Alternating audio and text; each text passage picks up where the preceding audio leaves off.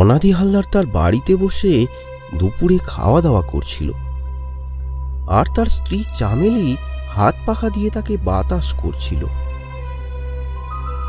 খেতে খেতে অনাদি হঠাৎ করে তার স্ত্রীকে বলল, জানো গিন্নি, হরণ চক্রবর্তী একবারে বাজিল।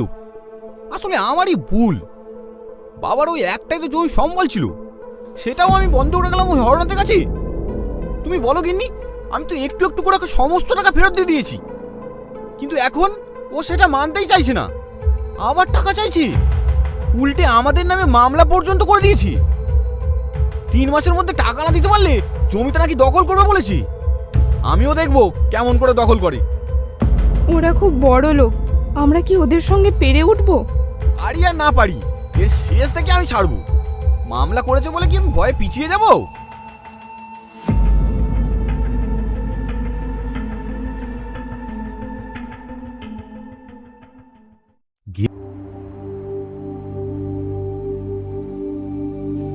অনাদির ছোট্ট সংসার, সে তার স্ত্রী চামেলি আর তার একমাত্র আদরের ছেলে মানিক।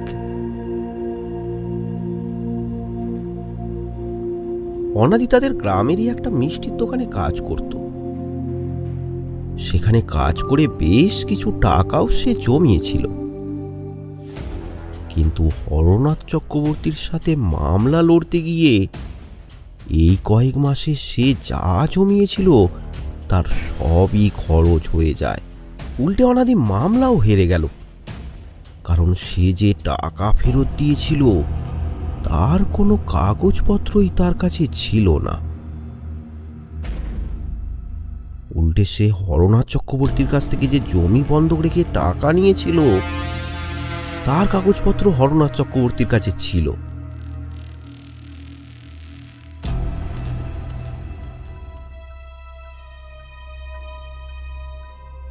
মামলায় হেরে গিয়ে অনাদির মন মেজাজ একদম ভালো নেই। সে 2-3 দিন বাড়ির বাইরেই বের হলো না। অনাদির স্ত্রী তাকে অনেক করে বোঝালো হরনাথ চক্রবর্তীর কাছে গিয়ে একবার কথা বলতে। কি গো, এভাবে মন খারাপ করে ঘরে বসে থাকলে হবে? না গিন্নি, কিছুই আর ভালো লাগছে না। এই দুনিয়ায় সত্যের জয় কি হবে না গিন্নি? তুমি বরং একবার হরনাথ বাবুর কাছে যাও, দেখোই না উনি কি বলেন। তা না হয় যাচ্ছি, তবে মনে হয় বিশেষ কোনো সুবিধা হবে না। সেই মতো অনাদিও হরনাথ চক্রবর্তীর সঙ্গে কথা বলতে গেল।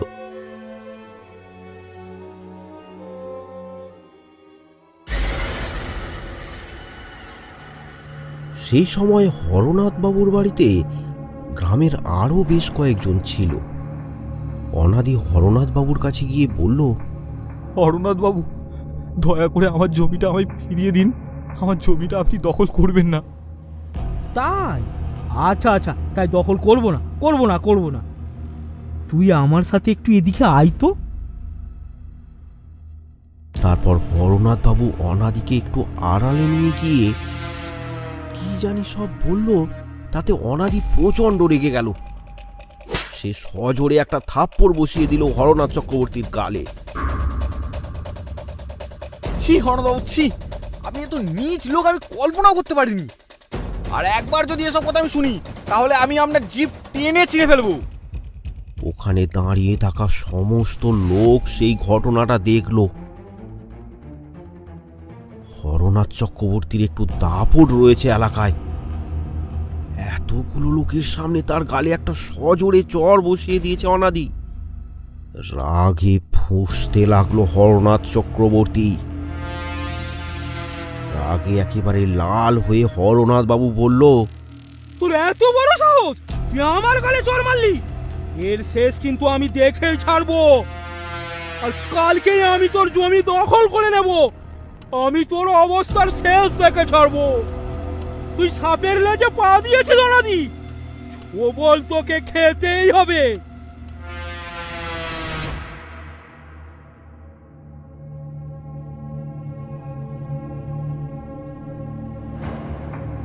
অনাদি মন মরা হয়ে বাড়ি ফিরল।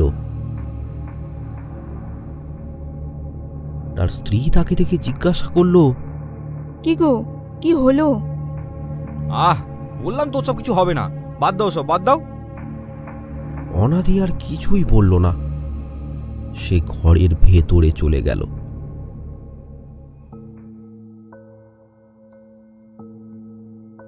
এরপর বেশ কিছুদিন কেটে গেল।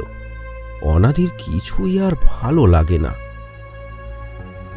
ছেলেকে অনেক শখ করে একটা টোলে ভর্তি করেছিল অনাদি, কিন্তু বেশ কয়েক মাস সেই টোলের মাইনে দিতে না পারায় মানিকের পড়াশোনা বন্ধ হয়ে যায়।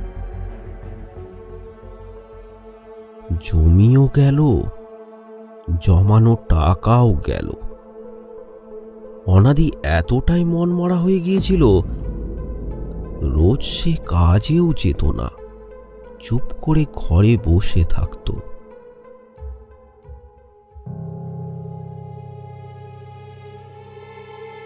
হঠাৎ একদিন রাত থেকে একটা অজানা রোগে আক্রান্ত হলো অনাদি।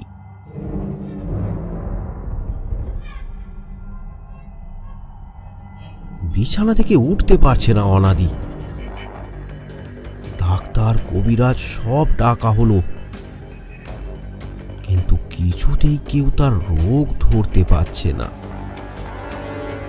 শুধু যে গ্রামের ডাক্তার তা নয়, পাশের গ্রাম থেকেও ডাক্তার এসে অনাদিকে পরীক্ষা করে গেল, কিন্তু অনাদি আর ভালো হলো না। দিনকে দিন তার শরীর শুকিয়ে যেতে লাগলো। এই অবস্থায় একদিন তাদেরই পাশের বাড়ির একজন মহিলা চামেলিকে বলল, অনেক কিছুই তো করে দেখলে বৌমা, কিছুতেই তো কিছু হলো না। আমার বাপের বাড়ির এলাকায় একজন মস্ত বড় তান্ত্রিক আছে, উনি নাকি খুব ক্ষমতাবান। একবার গিয়েই দেখো না, যদি কিছু সুরাহা হয়।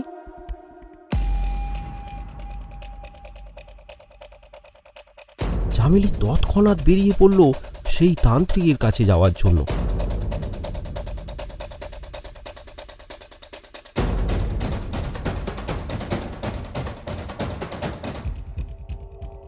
বেশ কিছুক্ষণ পর সে গিয়ে পৌঁছায় ওই তান্ত্রিকের কাছে। একটা অশ্বত্থ গাছের নিচে বসে তান্ত্রিক তখন ধ্যানমগ্ন। চামেলি হাত জোর করে বিনয়ের সাথে তাকে বলল, বাবা, বাবা, আমার স্বামীকে আপনি বাঁচান বাবা। কি একটা অজানা রোগে সেই কবে থেকে অসুস্থ হয়ে পড়ে আছে। ওকে আপনি দয়া করে ভালো করে দিন। আমার যে স্বামী ছাড়া আর কেউ নেই। সব শুনে তান্ত্রিক বেশ কিছুক্ষণ চোখ বন্ধ করে থাকার পর অবশেষে চোখ খুলল। তারপর বলল, আমাদের হাতে সব কিছু থাকে না রে মা।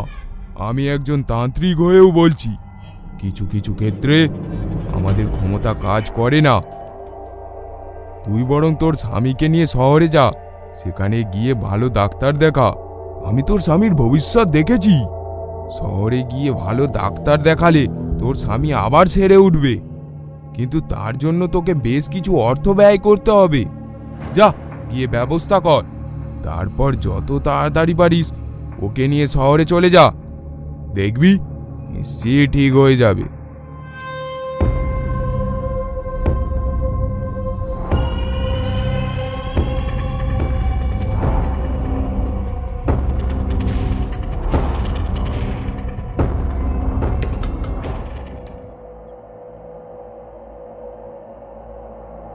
একরাশ চিন্তা নিয়ে বাড়ি ফিরে এলো চামেলি। টাকা এখন সে পাবে কোথায়? যা টাকা ছিল তার সবই তো এতদিনে শেষ।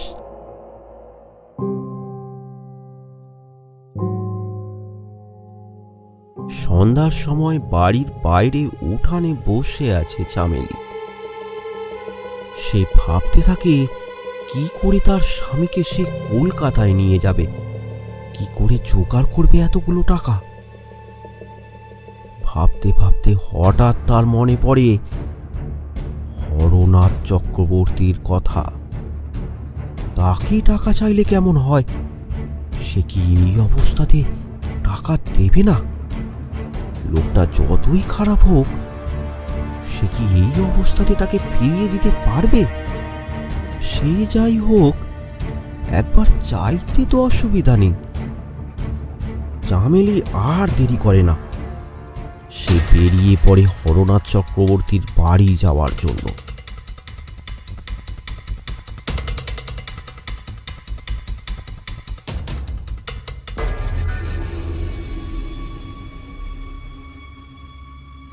কিছুক্ষণের মধ্যেই হরনাথ চক্রবর্তীর বাড়িতে পৌঁছে যায় চামেলি। হরনাথ বাবু তখন একাই ছিল। চামেলি তার কাছে গিয়ে বলল, কর্তাবাবু, কর্তাবাবু, আমার যে খুব টাকার দরকার। আমার স্বামীকে চিকিৎসার জন্য শহরে নিয়ে যেতে হবে। আহা, কাঁদে না, কাঁদে না। তোমার মতো সুন্দরীর কি কাঁদতে আছে? দেখো দেখো, কত সুন্দর মুখটা। কাঁদলে একদম ভালো লাগে না। কত টাকা লাগবে তোমার বলো? আমি দেব, আমি দেব। আগে আগে কর্তাবাবু 10,000 টাকার মতন লাগবে। ব্যাস, এইটুকু টাকার জন্য কেউ কান্নাকাটি করে? আমি এক্ষুনি তোমাকে দিয়ে দিচ্ছি। শুধু আজকের রাতটা তোমাকে আর বাড়ি ফিরতে হবে না। শরীরটা কেমন ম্যাজ ম্যাজ করছে। আজ রাতটা আমার কাছেই থাকবে আর আমার সেবা করবে। এসব এসব আপনি কি বলছেন কর্তাবাবু? সত্যি লক্ষ্মী, 10,000 টাকা কি এমনি এমনি চলে আসে? তোমার স্বামীকে ভালো করতে হবে না? কি এমন চেয়েছি তোমার থেকে? ভেবে দেখো, তোমার কাছে তোমার স্বামীর জীবন আগে না তোমার এই ঢং? লজ্জা, ঘৃণা, রাগে ফুঁসতে থাকে চামেলি, কিন্তু কিছুই বলতে পারে না। কাঁদতে কাঁদতে সেখান থেকে চলে আসে চামেলি।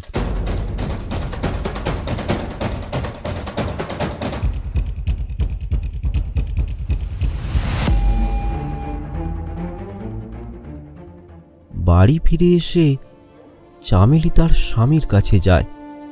অনাদি তাকে দেখে জিজ্ঞাসা করে, কোথায় গিয়েছিলে? তোমাকে কলকাতায় নিয়ে গিয়ে ডাক্তার দেখাবো, তাহলে দেখবে তুমি ঠিক হয়ে যাবে। কলকাতায় নিয়ে গিয়ে ডাক্তার দেখাবে? কিন্তু কিন্তু টাকা কোথায় পাবে? সে তোমাকে কোনো চিন্তা করতে হবে না, টাকার ব্যবস্থা আমি করব। বাজে কথা বলো না, সত্যি করে বলো তো, তুমি কোথায় গিয়েছিলে? এরপর চামেলি তার স্বামীকে সব ঘটনা খুলে বলে। বিছানায় শয্যাশায়ী অবস্থাতেও অনাদির শরীর যেন রাগে ভরে ওঠে। সে তার স্ত্রীকে বলে, খবরদার, ওই হরনাথের কাছে তুমি আর একদম যাবে না। শোনো, আমি তোমাকে একটা কথা বলি, আমার হাতে আর বেশি সময় নেই। আমার কিছু হয়ে গেলে তুমি খোকাকে নিয়ে বাপের বাড়ি চলে যাবে। কথাটা কিন্তু মনে রেখো, মৃত্যুর পরই তুমি চলে যাবে। আর 1 বছরের মধ্যে এখানে কিন্তু ফিরে আসার চেষ্টা করবে না। আর একটা কথা বলি, শোনো।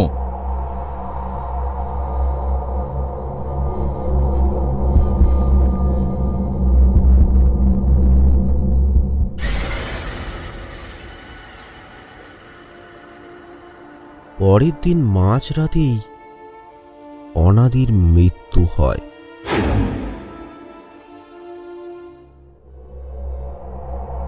সকালবেলা তার বাড়ির সামনে অনেক ভিড় জমল বটে, কিন্তু এই অজানা মারণ রোগে তার মৃত্যু হয়েছে বলে কেউই আর সাহস করে তাকে শ্মশানে নিয়ে গেল না। একে একে সবাই সেখান থেকে চলে গেল।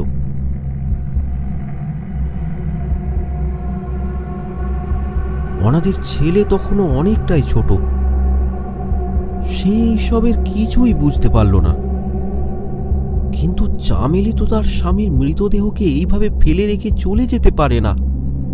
এমনকি তার স্বামীর মৃতদেহ সৎকার করার জন্য যে টাকার প্রয়োজন সেটাও চামেলির কাছে নেই। তাও সে একবার শেষ চেষ্টা করার জন্য গ্রামের শ্মশানের দিকে যায়।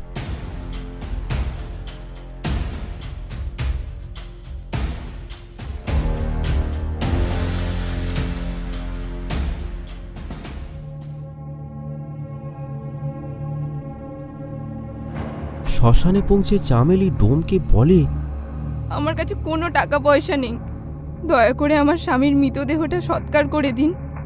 কিন্তু মৃতদেহ সৎকার করতে গেলে কাঠ, ঘি এসবের তো প্রয়োজন আছে, সেগুলো পাবো কোথায়? কিন্তু কোথা থেকে পাবো আমি এত টাকা? দেখো না একটু চেষ্টা করে, গ্রামের লোকেদের কাছে গিয়ে বলো। আমার স্বামী এক অজানা রোগে মারা গেছে, তাই গ্রামের কেউ আর ধারে কাছেই আসছে না, আর তারা করবে আমায় সাহায্য। এখন এখন তুমিই একমাত্র আমার ভরসা দাদা। দাদা ডাক শুনে ডোমের মনটা একটু নরম হলো। হ্যাঁ, একটা উপায় আছে। মৃতদেহটাকে নিয়ে ওই শ্মশানে মাটি চাপা দিতে হবে। বলো, তুমি রাজি তো? তবে তবে তাই করো দাদা, তাই করো। ডোম চামেলির সাথে গিয়ে অনাদির মৃতদেহটাকে শ্মশানে নিয়ে আসে।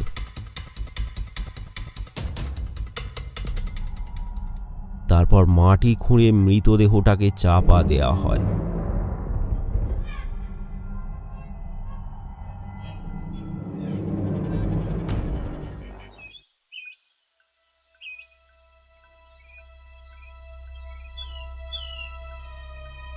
পরদিন সকালে গ্রাম ছেড়ে চামেলি চলে যাওয়ার জন্য জিনিসপত্র গোছাচ্ছিল। ঠিক তখনই হরনাথ আর তার চেলা চামেলির বাড়ির সামনে এসে হাজির। বৌমা, ও বৌমা, বাড়িতে আছো? ডাক শুনতে পেয়ে চামেলি বাইরে আসে। এই সময়ে কি আর বলবো, শেষকালেও অনাদির সৎকার্যটা হলো না। বৌমা, তুমি আমাকে তো একবার জানাতে পারতে, না হয় আমি সমস্ত খরচ বহন করে অনাদির শেষ কার্যটা করতাম। দেখো, এক সময় আমাদের জমি জমা নিয়ে একটু গন্ডগোল হয়েছে বটে, কিন্তু ওসব কথা আমি আর মনে রাখিনি, আর তুমিও মনে রেখো না। এই না বৌমা, এই টাকাটা রাখো, প্রয়োজন পড়লে আমি আরো দেব। ক্ষমা করবেন, ও টাকা আমি নিতে পারবো না। আমি গরিব হতে পারি কিন্তু ভিখারি নই। আমার এখন মন মেজাজ ভালো নেই, দয়া করে আমাকে একা ছেড়ে দিন। ঠিক আছে, তবে কোনোদিন যদি আমাকে প্রয়োজন বলে মনে হয়, এসো আমার ঘরে। আর আমি যেটা বলেছিলাম সেটা একটু ভেবে দেখো। তোমার এই অমূল্য যৌবন বৃথায় নষ্ট করে দিও না। হরনাথের কথা শুনে চামেলি দাঁড়িয়ে দাঁড়িয়ে কাঁদছে। চল রে মাদনা, চল চল। হরনাথবাবুর গ্রামে একটা সম্মান ছিল, ব্যাপারটা হরনাথবাবুর জন্য মোটেও ভালো হবে না, তাই সেখান থেকে তারা দুজনে চলে গেল।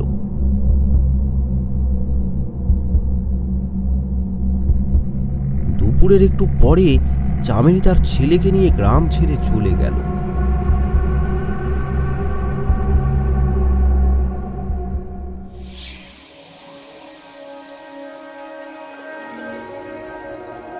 এরপর বেশ কয়েক মাস কেটে যায়। পাশের গ্রামে যে তান্ত্রিকের কাছে চামেলি তার স্বামীর রোগ ভালো করার জন্য গিয়েছিল, সেই তান্ত্রিককে একদিন সকালবেলা গ্রামের কিছু লোক উদ্ধার করলো একটা গাছের ডাল থেকে। সেখানে মৃত অবস্থায় ঝুলছিল ওই তান্ত্রিক। ওই গাছটার নিচেই বসে সে ধ্যান করত, কিন্তু অদ্ভুতভাবে তার মাথাটা কেউ যেন ঘুরিয়ে পেছন দিকে করে দিয়েছে, আর তারপরই ঝুলিয়ে দিয়েছে গাছের ওপর। প্রথমে গ্রামের লোকেরা ব্যাপারটাকে ততটা গুরুত্ব না দিলেও পরে লোকের মুখে মুখে আলোচনা হতে থাকে।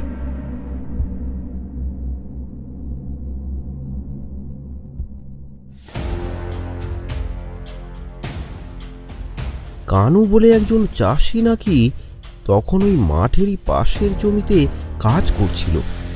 সে নাকি সব কিছু দেখেছে। এরপর গ্রামের লোকেরা গিয়ে হাজির হলো কানুর বাড়িতে। সে তো একেবারে ভয়ে জুবুথুবু হয়ে গেছে, বাড়ির বাইরেই পা রাখছে না সে। সবাই মিলে অনেক করে ডাকাডাকির পর বেরিয়ে এলো কানু। তাকে একজন জিজ্ঞাসা করলো, আচ্ছা কানু, তুমি নাকি দেখেছো ওই তান্ত্রিক কিভাবে মারা গেছে? বলো ভাই বলো। হ্যাঁ ভাই বলো, সব খুলে বলো তো। ভয়ে ঠক ঠক করে কাঁপছে কানু।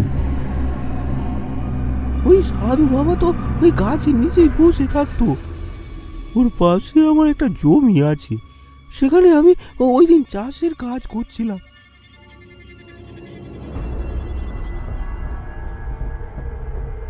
কাজ করতে করতে সন্ধে হয়ে যায়।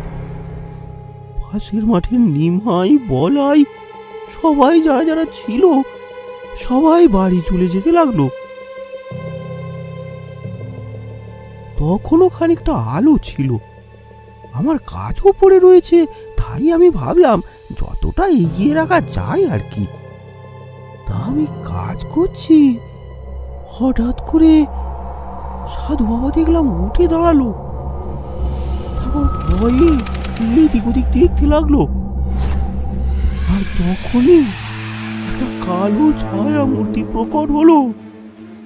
কোথা থেকে যে এলো তা আমি জানি না। সাধু বাবার মাথাটা কালো ছায়া মূর্তিটা দুহাত দিয়ে মুচড়ে দিল। এই দৃশ্য দেখা মাত্রই আমি সেখান থেকে দৌড়ে চলে এসেছি।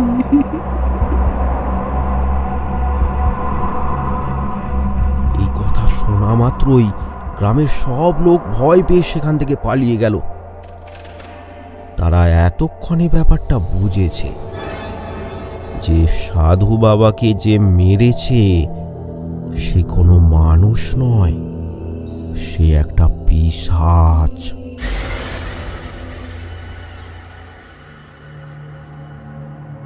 হরনাথ চক্রবর্তীর ছেলের একবার খুব অসুখ হয়েছিল, তখন ওই সাধু বাবাই তাকে বাঁচিয়েছিলেন। হরনাথ বাবুর ছেলে সহজ এখন পুরোপুরি সুস্থ। তার বাবার অগাধ টাকা পয়সা, তাই ছেলে একেবারে বেয়াদব হয়ে পড়েছে। সকাল থেকে সে মদে ডুবে থাকে, আর রাত হলেই বাইজি নাচ দেখতে যায়। এইভাবেই তার দিন কাটে।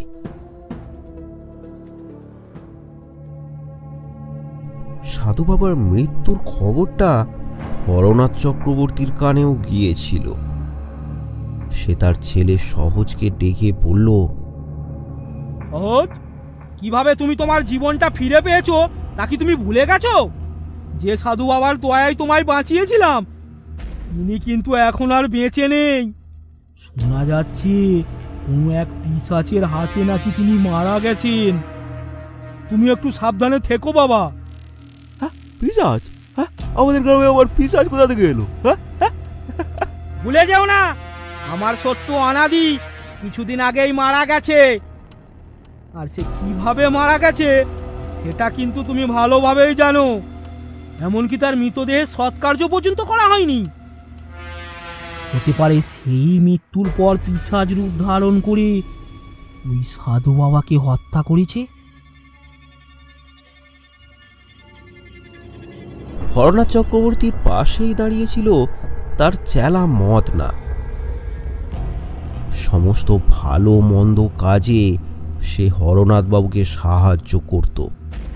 এমনকি অনাদির জমিও জোর করে দখল করার বুদ্ধিটা ওই মদনাই দিয়েছিল। আর তার ঘরে যে একজন সুন্দরী স্ত্রী রয়েছে সে খবরটাও হরনাথ বাবুকে এনে দিয়েছিল ওই মদনা। হরনাথের অনাদির স্ত্রীর দিকে খারাপ দৃষ্টি ছিল সে কথা বুঝতে পেরেই অনাদি তার স্ত্রীকে তার বাপের বাড়ি চলে যেতে বলে।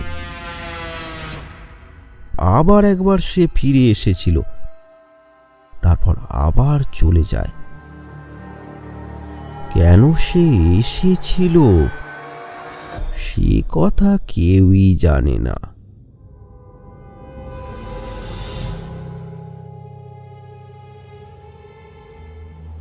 কথা কথা অনাদির বউ ফিরে এসেছে।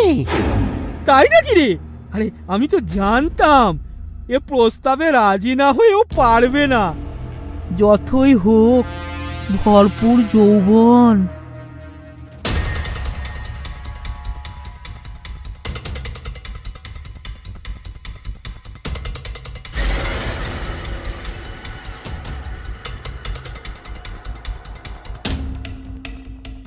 মদনা হন্তদন্ত হয়ে সন্ধ্যায় হরনাথ চক্রবর্তীর বাড়িতে গিয়ে তাকে বলল,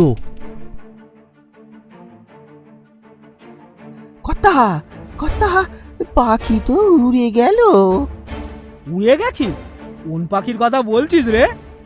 আগে আগে ওই অনাদির বউ চলে গেছে মানে? খোঁজ নিতে গিয়ে দেখি ঘরে তালা বন্ধ।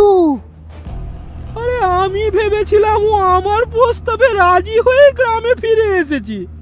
হায় হায় হায় হায় হায়। আগে তেমনটা তো আমিও ভেবেছিলাম, কিন্তু পাখি তো উড়ে গেছে। এই কথা শুনে হরনাথের চোখ রাগে লাল হয়ে গেল, কিন্তু এখন আর কিছুই করার নেই। মদনা সেখান থেকে চলে গেল।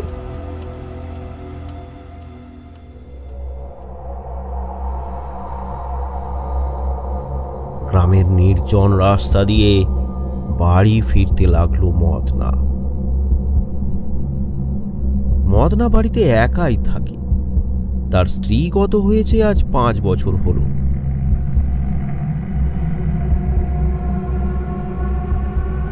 কিছুক্ষণের পরেই বাড়ি পৌঁছে যায় সে। এতটা পথ হেঁটে এসেছে তাই ক্লান্ত হয়ে পড়ে মদন। ঘরের ভেতরে সে একটু জিরিয়ে নিচ্ছিল। এমন সময় তার বাড়ির দরজায় কে যেন কড়া নাড়ল। মদনা এসে দরজা খুলল, কিন্তু কি আশ্চর্য, কাউকেই সে দেখতে পেল না। সে আবার ফিরে গিয়ে বসতে গেল তার আগের জায়গায়। এমন সময় জানালাগুলো দিয়ে ঠান্ডা বাতাস ঘরে ঢুকতে লাগলো। মদনা এবার একটু ভয় পেয়ে গেল। নিজের মনে মনেই প্রশ্ন করলো মদনা, এ আবার কি? হঠাৎ করে জানালাগুলো সব খুলে গেল। কিন্তু এই প্রশ্নের উত্তরে কোথা থেকে যেন এক ছায়া মূর্তি প্রকট হলো মদনের ঘরে। কালো ছায়া মূর্তিটা উত্তর দিল, হিরে মদনা, আমার এত বড় সর্বনাশ করে তুই তো বেশ ভালোই আছিস। ছায়া মূর্তিটাকে দেখা মাত্রই মদনের পা হাত কাঁপতে শুরু করলো। সে কাঁপা কাঁপা গলায় বলল, কে কে কে কে কে তুমি?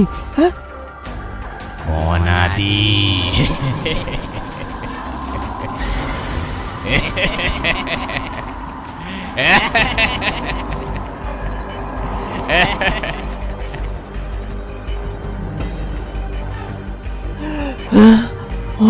অনাদি? নামটা শোনা মাত্রই মদনা চমকে উঠল।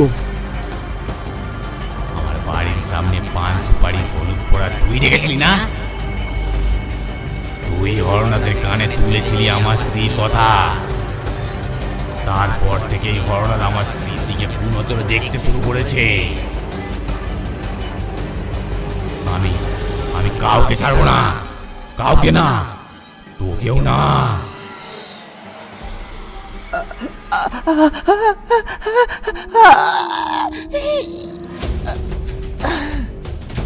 এবার মদনার বিকট আর্তনাদ শোনা গেল। সেই আর্তনাদ শুনে আশেপাশের লোক ছুটে এসে দেখল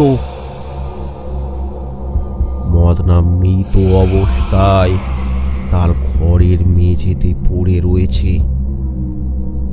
তার ঠিক কপাল বরাবর কেউ যেন একটা ধারালো ছুরি মেরেছে। তাকে দেখে গ্রামের সবাই ভয়ে শিউরে ওঠে।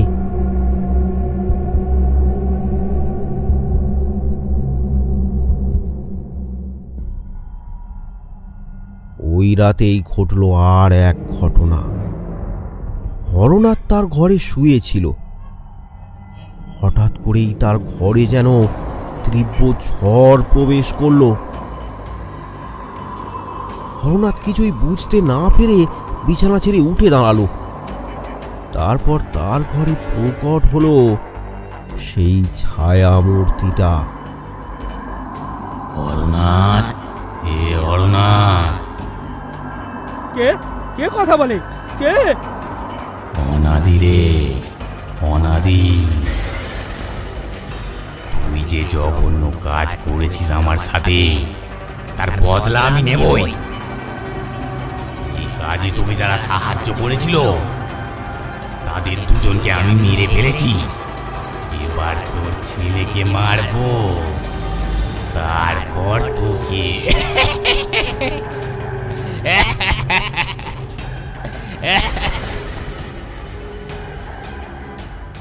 আস্তে আস্তে আবার সবকিছু স্বাভাবিক হয়ে গেল। ঝড় এবার বন্ধ হয়ে গেছে, কিন্তু ভয়ে হরনাথ জড়সড় হয়ে বসে বসে কাঁপছে।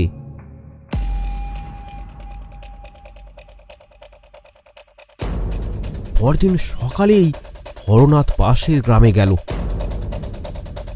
এক তান্ত্রিকের সাথে দেখা করতে।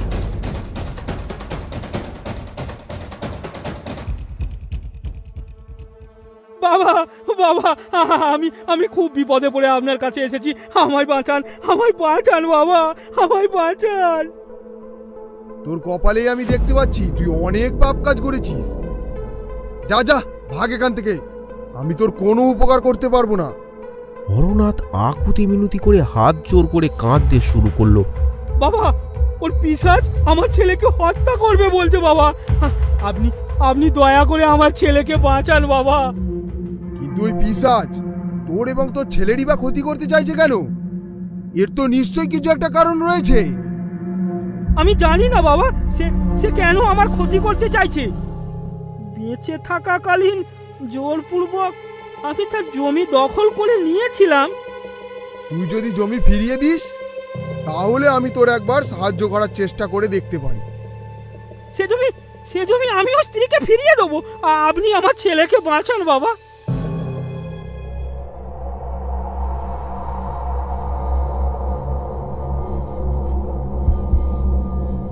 তান্ত্রিক হরনাথকে সাহায্য করতে তার বাড়িতে এসে উপস্থিত হলো। তান্ত্রিক সন্ধ্যাবেলা হরনাথের বাড়ির সামনে একটা হোম করল।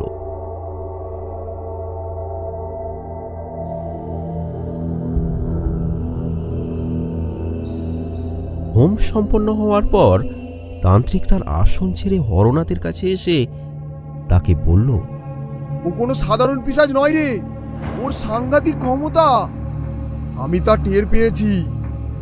ওকে বিনাশ করার কেবল একটাই উপায় রয়েছে, ওর দেহটা মাটি খুঁড়ে বের করে আগুন দিতে হবে। ওর মৃতদেহটা কোথায় আছে জানিস? আমি জানি না বাবা, তবে আমাদের শ্মশানের যে ডোম, সে জানে। সেই মৃতদেহটা মাটিতে পুঁতেছিল। ওই ডোমের কাছে আমাকে এক্ষুনি নিয়ে চল। আর শোন, তোর ছেলের জন্য এখন এই বাড়ি কিন্তু নিরাপদ নয়, তাই ওকেও আমাদের সঙ্গে নিস। হরনাথ ভয় পেয়ে তার ছেলেকে সঙ্গে নিয়ে তান্ত্রিকের সঙ্গে বেরোলো ডোমের খোঁজে।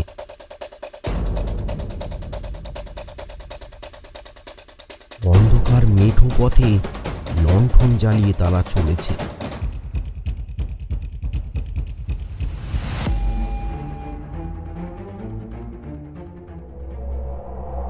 ডোমের বাড়ি পৌঁছে হরনাথ হাঁক দিল।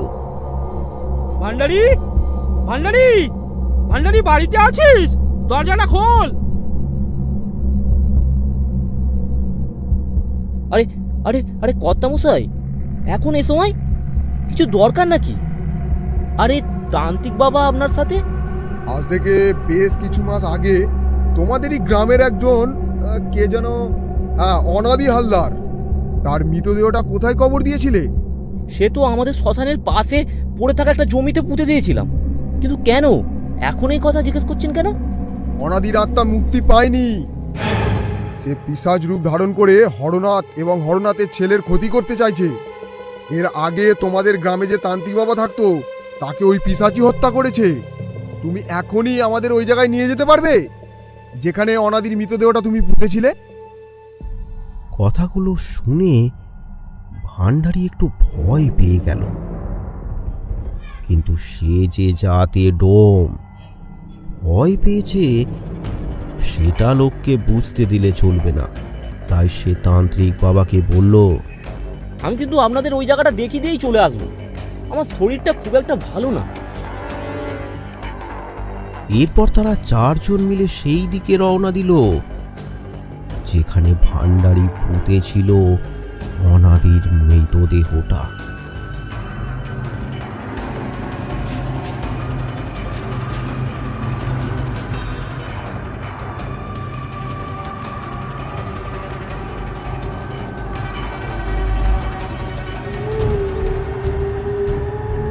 একসময় ভান্ডারি তাদেরকে শ্মশানের পাশ দিয়ে একটা জায়গায় নিয়ে এলো।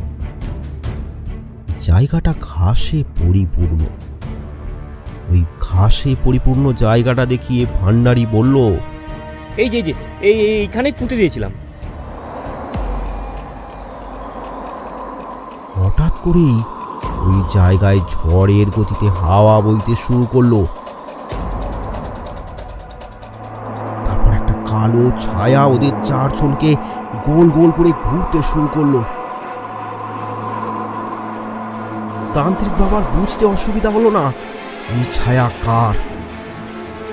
তারপর সেই কালো ছায়া এক জায়গায় স্থির হয়ে বিকট অট্টহাসি করতে শুরু করলো।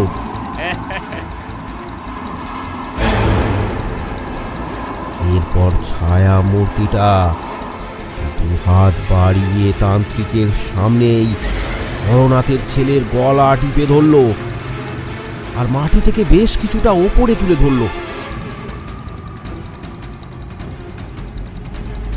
তান্ত্রিক বাবা তখন মন্ত্র পড়তে শুরু করলো ওই অনাদির আত্মাকে বশ করার জন্য,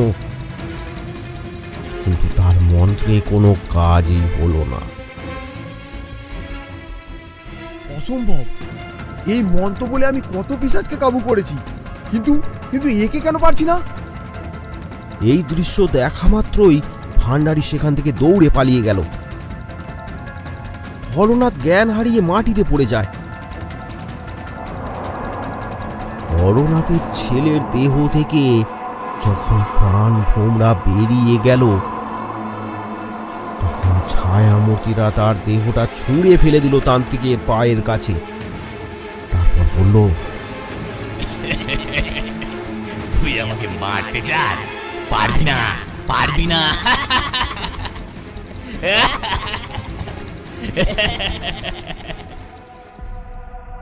এই তুই জানিস আমার কত ক্ষমতা?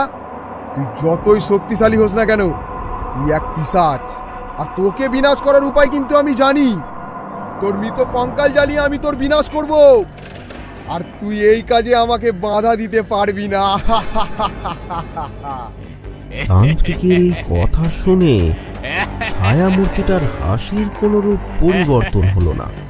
তা দেখে তান্ত্রিক একটু অবাকই হলো। আমি ওর কঙ্কালে আগুন দিয়ে বিনাশ করব, এ কথা শুনে ও হাসছিল কেন? তারপর ছায়ামূর্তিটা আস্তে আস্তে মিলিয়ে গেল। এরপর তান্ত্রিক পাশে পড়ে থাকা কোদাল নিয়ে অনাদির কবরের মাটি নিজেই খুঁড়তে শুরু করলো।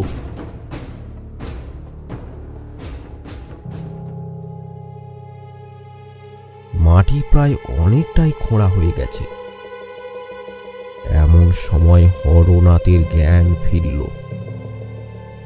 সে উঠেই পাশে পড়ে থাকা তার ছেলের মৃতদেহটা দেখে কাঁদতে শুরু করলো। বাবা বাবা বাবা বাবা, ওই পিশাচ আমার ছেলেকে মেরে ফেলেছে বাবা। বাবা এখন কি হবে বাবা? বাবা। তান্ত্রিক একটু ধমক দিয়েই হরনাথকে বলল, কাঁদিস না, ওই পিশাচ এবার তোকে মারবে। অনেকটা মাটি খুঁড়ে আমি হাঁপিয়ে গেছি, তুই একটু মাটি খুঁড়তে পারবি? হ্যাঁ হ্যাঁ, আমি পারবো বাবা, আমি পারবো। কঙ্কালটা একবার পেয়ে গেলেই ব্যাস। এই বলে হরনাথ তান্ত্রিকের হাত থেকে কোদালটা নিয়ে নিজে মাটি খুঁড়তে শুরু করলো।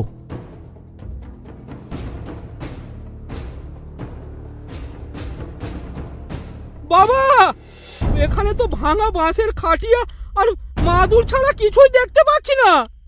কথাটা শোনা মাত্রই তান্ত্রিক সেখানে গিয়ে গর্তটা দেখলো। সত্যিই সেখানে বাঁশের একটা জর্জরিত খাট আর কয়েকটা মাদুর ছেঁড়া ছাড়া আর কিছুই নেই। একটু খোলো, একটু খোলো, আর একটু খোলো, হয়তো কঙ্কালটা আর একটু নিচেই পাওয়া যাবে। হরনাথ মাথার ঘাম পায়ে ফেলে আরো কিছুটা মাটি খুঁড়ল, কিন্তু কোনো কঙ্কাল সেখানে পাওয়া গেল না। এবার তারা দুজনেই অবাক হলো। হরনাথ বলল, হারামির বাচ্চা ভান্ডারি আমাদের মিথ্যা কথা বলেছে সাধু বাবা, আমি ওকে উচিত শিক্ষা দেব। তান্ত্রিক কিন্তু একটা কথাও বলল না, যেন সে শুনতেই পায়নি কিছু। তার মাথায় যেন অন্য কিছু চলছে।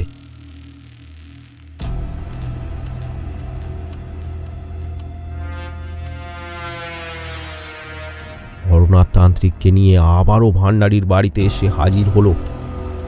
এবার সে চিৎকার চেঁচামেচি শুরু করলো। এ ভান্ডারি, বেরিয়ে আয়, বেরিয়ে আয় বলছি। তুই আমাকে মিথ্যা কথা বলেছিস। তুই যেই জায়গাটা দেখিয়ে বলেছিলি ওখানে অনাদির মৃতদেহটা পুঁতেছিলি, ওখানে তো কিছুই নেই। জানিস আমি তোর কি অবস্থা করতে পারি?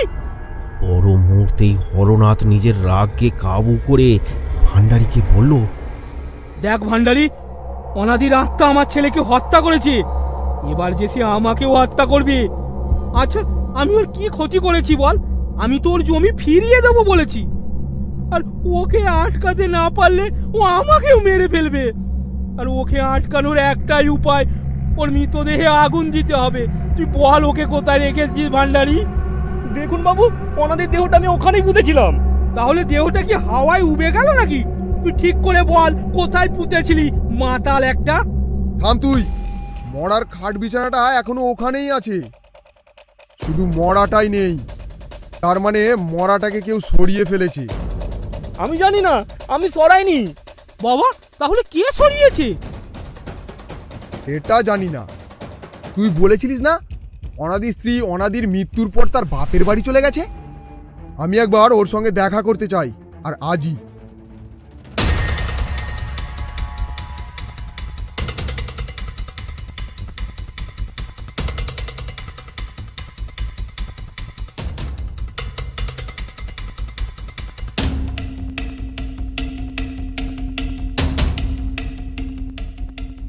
এরপর হরনাথ আর সেই তান্ত্রিক গরুর গাড়িতে করে চলল চামেলির সাথে দেখা করতে তার বাপের বাড়ি।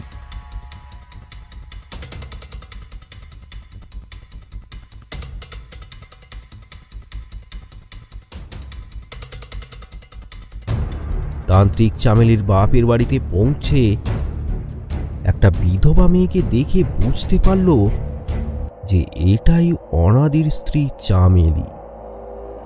চামেলি হরনাথ আর ওই তান্ত্রিককে দেখে একটু অবাক হয়েছিল। সে উঠে দাঁড়িয়ে কিছু প্রশ্ন করতে যাবে, তার আগেই তান্ত্রিক বলল, মা, মারে, দেখ তো একে চিনতে পারিস কিনা? হ্যাঁ, চিনতে পেরেছি। ও জোর করে তোর স্বামীর একটা জমি দখল করেছিল না? এখন ওর ভুল বুঝতে পেরেছে, ওই জমিখানা তোকে ও ফিরিয়ে দেবে।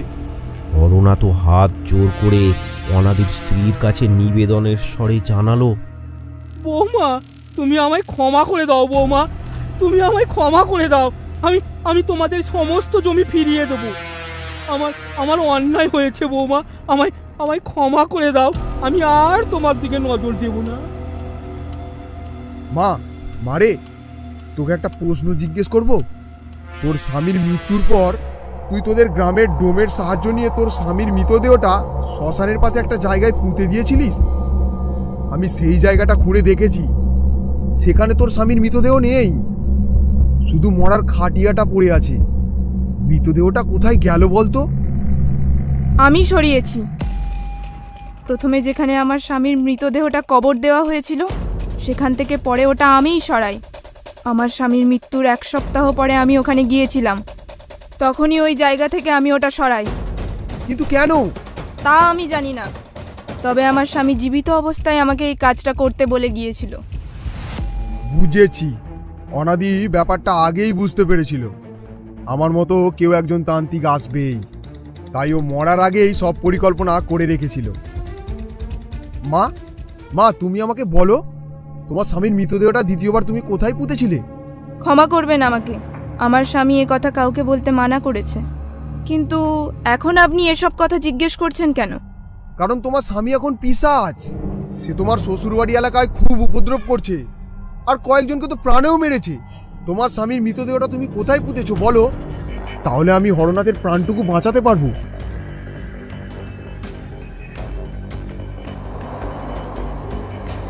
ইতিমধ্যেই আবার ঝোড়ো হাওয়া বইতে শুরু করেছে। বাতাসে একটা পচা গন্ধ কোথা থেকে যেন ছড়িয়ে পড়ল। তারপর এক বিকট পৈশাচিক হাসির শব্দ শোনা গেল। আস্তে আস্তে সেই ছায়া মূর্তি আবির্ভূত হলো। তুই যাদেরকে বাঁচাতে যাচ্ছিস তারা কেউ ভালো মানুষ নয়। তুই কি ভাবছিস আমি ওইটুকু একটা জমির জন্য ওদের প্রাণে মারছি? না, ওদের আমি মেরেছি অন্য কারণে। ওদের জন্যই আমি প্রাণে মরেছি। তবে শোন, হরনাথের ছেলে বেশ কিছুদিন আগে অসুস্থ হয়ে পড়ে।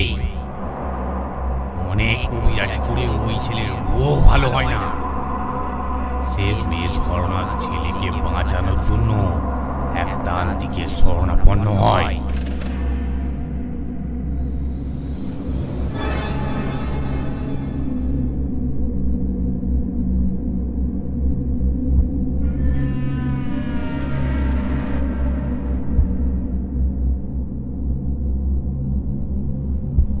তোর ছেলে তো মারণ রোগের শিকার হয়েছে রে, একে বাঁচানো তো খুবই দুষ্কর। সাধু বাবা, আপনি যে করেই হোক আমার ছেলেকে বাঁচান। আপনি যা চাইবেন আমি সব দিতে রাজি। আপনি কিছু একটা করুন। আছে, একটা উপায় আছে। আমি কালো জাদু করে তোর ছেলের মারণ রোগকে অন্য কারোর শরীরে চালান করে দিতে পারি রে। তাতে তোর ছেলে সুস্থ হয়ে যাবে, আর ওই রোগের শিকার হয়ে যাবে অন্য কেউ।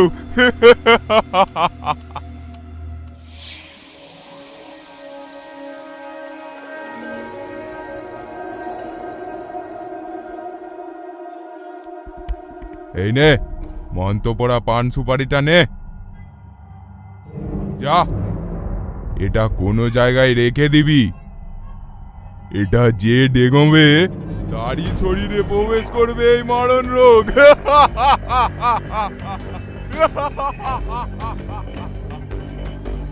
যাওয়ার সময় দক্ষিণাটা দিয়ে যাস বাপ।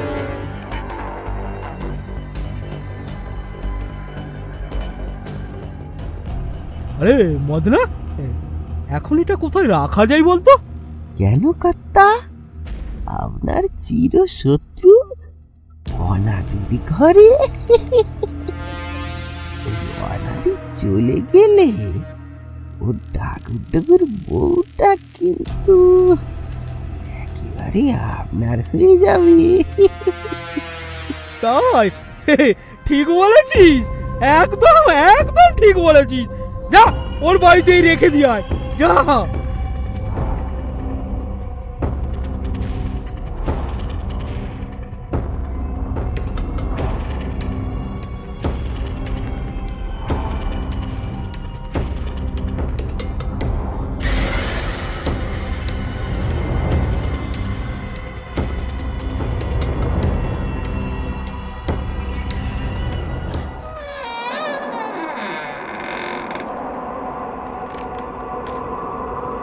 হরনাথের কুনজর ছিল আমার স্ত্রীর দিকে, তাই ওরা আমাকে তিলে তিলে মারলো।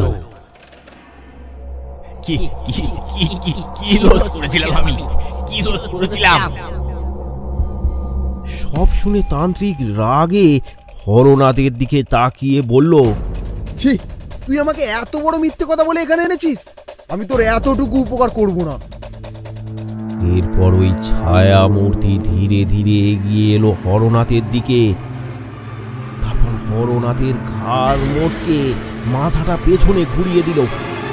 হরনাথ মরার আগে এক বিকট আর্তনাদ করে উঠল। এই দৃশ্য দেখতে না পেরে তান্ত্রিক আর চামেলি মুখ ঘুরিয়ে নিয়েছিল। সব শেষে ছায়া মূর্তিটা বলল, আমার বাড়ির উঠানে আমার স্ত্রী আমার মৃতদেহটা পুঁতে দেয়। তুই আমার মৃতদেহটা সৎকার করে এবার আমাকে মুক্তি দে, মুক্তি দে আমায়।